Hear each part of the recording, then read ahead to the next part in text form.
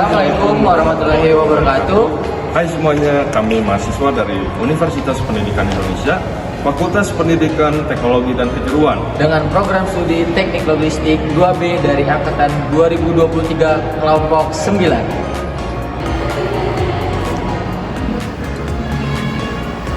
Video ini dibuat untuk memenuhi tugas mata kuliah pengantar pendidikan dengan dosen pengampu Bapak Faisal Muran MPD. Di sini kita akan membahas tentang landasan-landasan ideal pendidikan.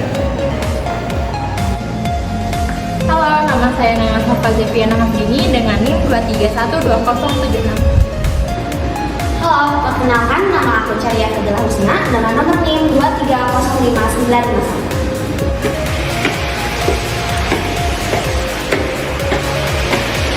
Halo semuanya, perkenalkan nama saya Tito Rialiano dengan NIM 2310071. Halo semuanya, aku Rizky Muhammad Fadli dari kelas B dengan NIM 2300662. Perkenalkan nama saya Berda Siti Anggita Latiswandono dengan NIM 2310290. Landasan pendidikan adalah prinsip-prinsip, teori-teori, dan nilai-nilai yang menjadi dasar dalam merancang, melaksanakan, dan mengevaluasi pendidikan. Ini mencakup landasan filosofis, psikologis, sosiologis, dan antropologis yang membentuk dasar bagi pembangunan sistem pendidikan dan praktik pendidikan di suatu negara atau masyarakat. Jenis gagasan, kepercayaan, dan prinsip yang menjadi asumsi dalam landasan pendidikan berasal dari sumber agama, filsafat, ilmu, dan hukum atau yuridis. Ada 4 yang mengidentifikasi jenis landasan pendidikan, yaitu 1. Landasan religius pendidikan, kedua, landasan filsafat, yang ketiga, landasan ilmiah, dan yang keempat, landasan hukum atau landasan yuridis pendidikan. Fungsi landasan pendidikan yaitu landasan pendidikan berfungsi sebagai titik tolak atau acuan bagi para pendidik dalam rangka menyelenggarakan praktik pendidikan atau studi pendidikan. Manfaat landasan pendidikan. 3 manfaat landasan pendidikan bagi pendidik yaitu 1. Landasan pendidikan bermanfaat dalam rangka memahami dan memperluas wawasan pendidikan yang bersifat faktual ataupun ideal. Yang kedua, berbagai jenis berbagai aliran dalam landasan pendidikan memberikan kemungkinan untuk melakukan perbandingan. Dan yang ketiga, landasan pendidikan bermanfaat untuk menghindari terjadinya berbagai kesalahan baik dalam rangka praktik, pendidik maupun studi pendidikan. Mungkin itu saja dari saya, kurang lebihnya mohon maaf. Wassalamualaikum warahmatullahi wabarakatuh. Landasan religius pendidikan adalah seperangkat asumsi atau konsep hidup manusia yang diharapkan berdasarkan ajaran agama tertentu yang dijadikan titik tolak dalam praktik pendidikan dan atau studi pendidikan. Contoh asumsi pendidikan yang bersumber dari ajaran agama Islam adalah carilah ilmu sejak dari buayan hingga masuk liang lahat. Menuntut ilmu adalah fardu bagi setiap muslim dari Al-Hadis. Landasan religius pendidikan tidak hanya bersifat normatif atau perspektif, tetapi juga bersifat imperatif. Artinya landasan pendidikan religius ini mewajibkan tentang sesuatu mengidentifikasi landasan religius pendidikan menjadi 3 jenis, yaitu landasan sosial religius pendidikan, landasan penghayatan religius pendidikan, dan yang terakhir landasan ideal religius pendidikan. Landasan sosio-religius pendidikan berkenaan dengan kondisi nyata yang berbagai lembaga keagamaan yang terdapat dalam suatu masyarakat, misal kondisi nyata Dewan Kemakmuran, masjid, atau DKR. Landasan hukum atau landasan yuridis pendidikan. Definisi landasan hukum atau landasan yuridis pendidikan adalah seperangkat asumsi yang bersumber dari peraturan perundang-undangan yang berlaku, yang dijadikan titik tolak dalam rangka praktik pendidikan dan atau studi pendidikan.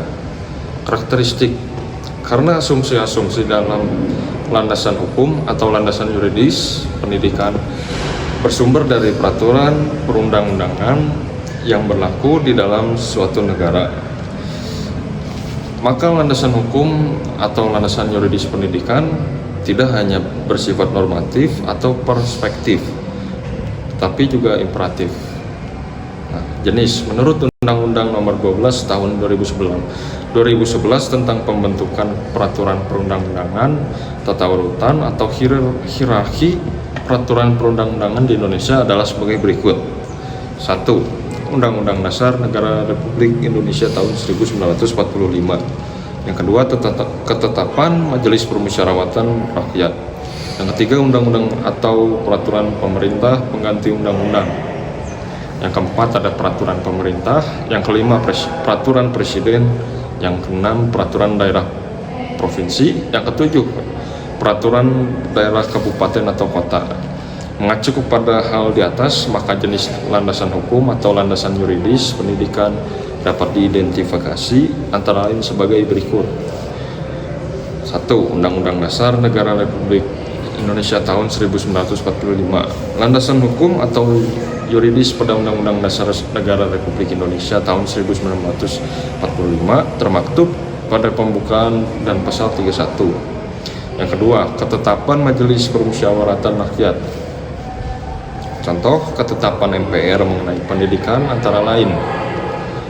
Yang A, ketetapan MPRS Republik Indonesia nomor 27 MPRS tahun 1966 tentang agama, pendidikan, dan kebudayaan. Yang kedua, ketetapan MPR nomor 4 MPR 1983 tentang GBHN.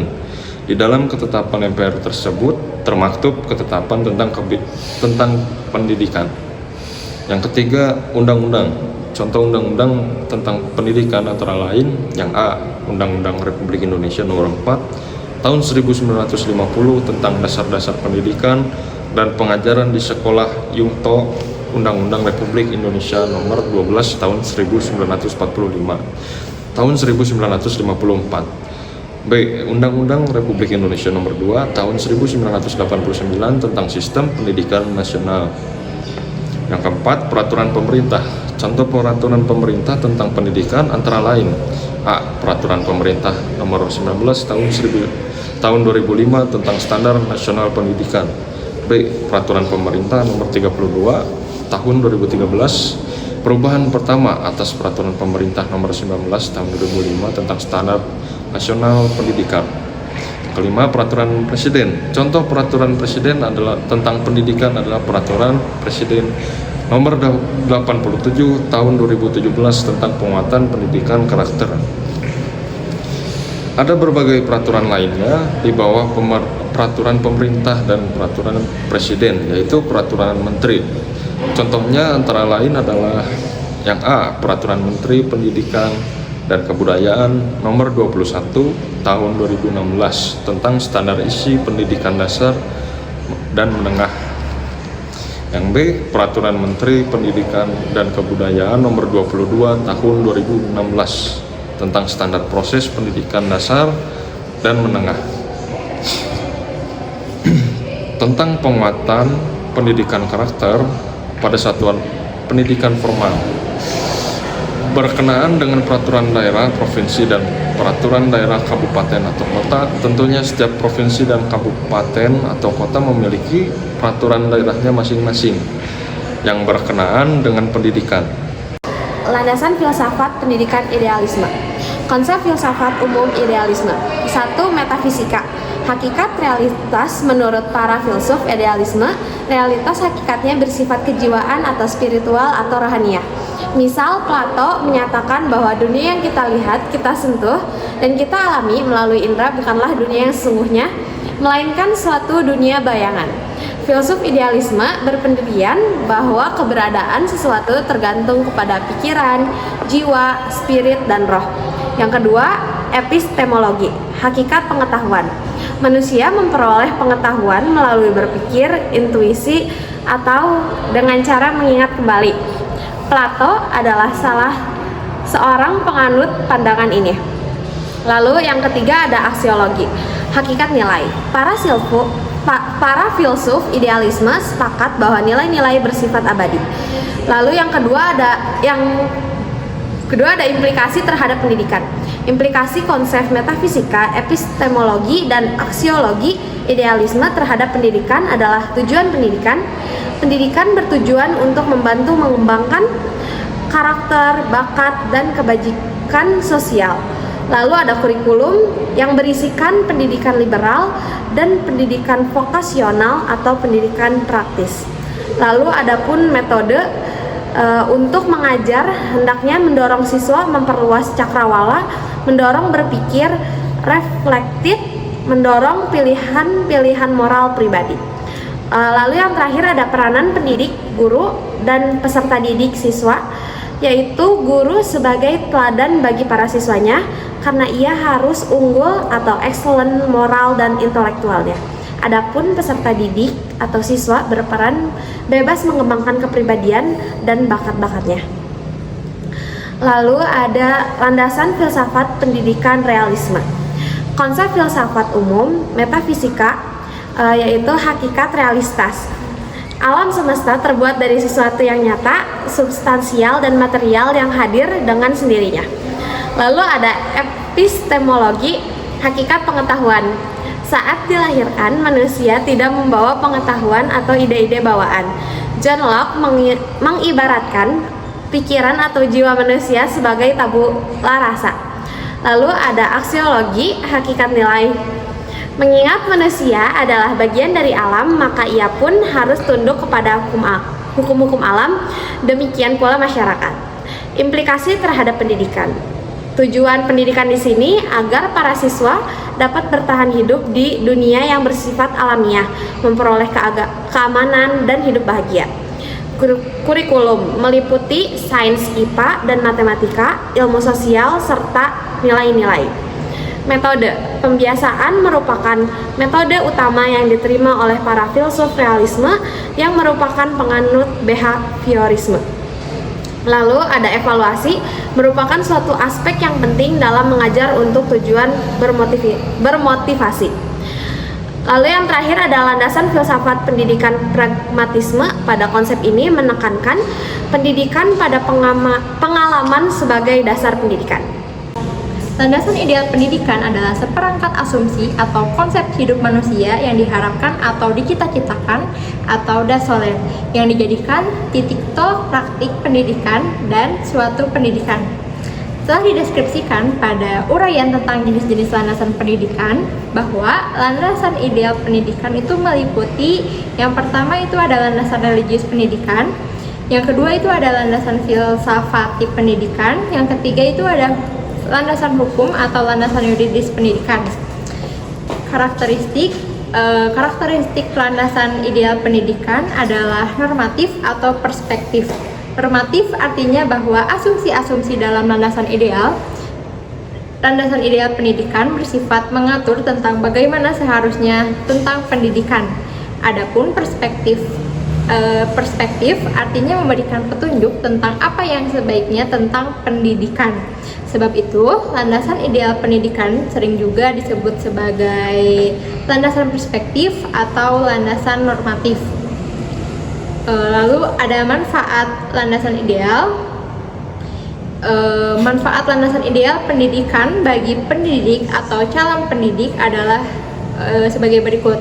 Yang pertama itu ada memperluas wawasan tentang hal-hal yang bersifat ideal atau yang seharusnya mengenai pendidikan.